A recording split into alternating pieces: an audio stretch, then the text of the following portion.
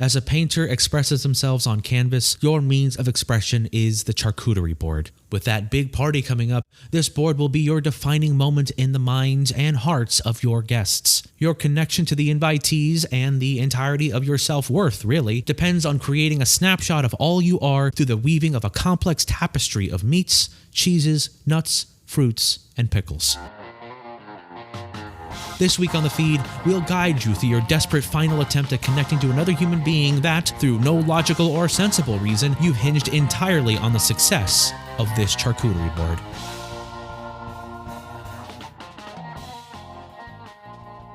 Building a charcuterie board that encompasses your multitude sounds like a complicated endeavor.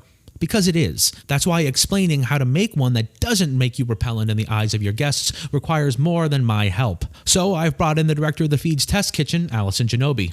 Welcome back, Allison. Thanks for inviting me. Charcuterie boards. How does a listener make one that establishes a long-desired connection with another living soul? I think the better question is, how does the listener make one that accentuates their positives while hiding their repellent insecurities at the bottom of a bowl of pitted olives? And I do mean pitted. There's no better way to confirm everyone's suspicions about you than by offering an olive that conceals a tooth-shattering surprise. Of course, that's why unpitted olives are the preferred party olive of the repugnant shithead. Exactly. Is it possible to hide all of your glaring flaws in a charcuterie board? Everything wrong with you will always worm its way into whatever you do. All you can do is hope your insecurities pair well with a nice crisp rosé. So how do you do that exactly? Like, what's step one? If you don't have a $200, 25-pound, 5-foot-long bamboo cutting board to display your meats on, you should cancel the party and find a wet hole to be comfortable in for a few hours instead. How about buying one of those pre-made cheese and cold cut platters from the grocery store? Those can work in a pinch if your goal is to divorce yourself from normal society so you can start a new life in a cave. Perhaps with some wolves, perhaps all by yourself. Okay, so let's say we took out a predatory loan to get a proper board so people will like us. What are we putting on it, and how do we make it pretty? You want the board to look natural, as if you planted seeds in it and the next day a bounty of salami and cube cheddar naturally sprung from the wood grain. If your guests detect even a whiff of intention, they'll see straight through your carefully manufactured facade and know that you're a fraud who still wets the bed. In my case, they'd be right on both counts. What kind of meats would you throw on this bitch? You want a variety of down-to-earth meats that show off your worldliness, but without splurging on a pricey iberico ham that'll slide the scale of opinion from sophisticated to asshole.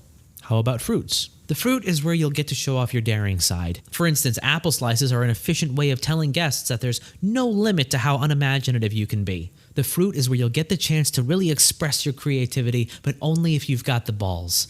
Don't you mean melon balls? No, I did not, Brian. I'm sorry, I retract the joke and apologize. As I was saying, you need to have the balls to challenge palates. Throw on some macerated cherries, maybe some salted watermelon. Remind folks that they're in the real world now and you refuse to fuck around in it. Throw some kumquats on that bitch. It'll tell people you're unpredictable, but still know that a tropical citrus actually does go pretty well with salted meat, and therefore you might be a cool cat who's down for a dank hang. Other than pitted olives, what other salty, briny elements should we include to round out our desperate plea for connection in the form of finger foods? The aforementioned pitted olives are a must. Maybe some pickled peppers, that would be nice. Oh, and cornichons are a wonderful little touch as well. Those are those sweet briny things that look like if pickles had little dicks. Scrumptious. Won't people assume you're a pervert if you include the tiny pickle dicks? If they're offended by it, you don't want them in your life anyway. This board's primary purpose is to get people to like you because you're incapable of pulling it off on your own, but it's also to repel the kind of people you don't want in your life. You can take a hike if you don't like tiny pickle dicks. Thank you for joining us today, Allison. Fabulous work yet again. A pleasure as always, Brian.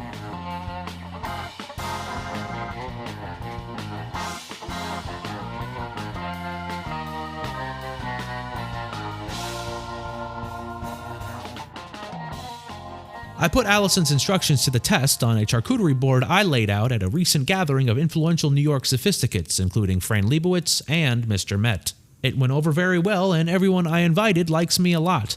My presence became less appealing as the board emptied, but that's why God invented the fancy meat and cheese department at Whole Foods, to make me look very good.